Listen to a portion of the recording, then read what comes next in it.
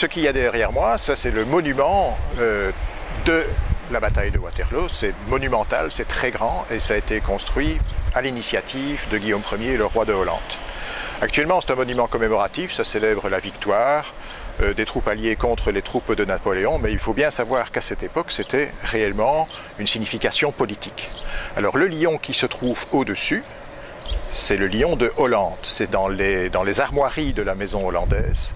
Il y a la devise de Guillaume le Taciturne, « Je maintiendrai » en français, et au-dessus de cette devise, il y a un lion.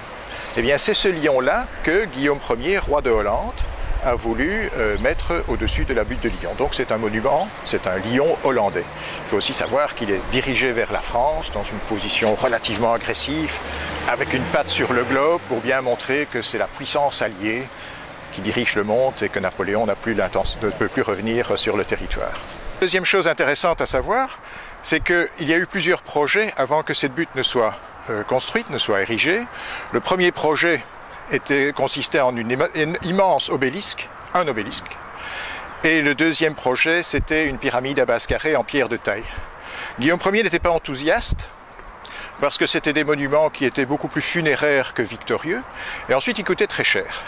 Et finalement, c'est son architecte, Van der Straat, son architecte personnel, qui est arrivé avec ce projet d'une butte de terre. Donc on a raclé la terre sur le champ de bataille.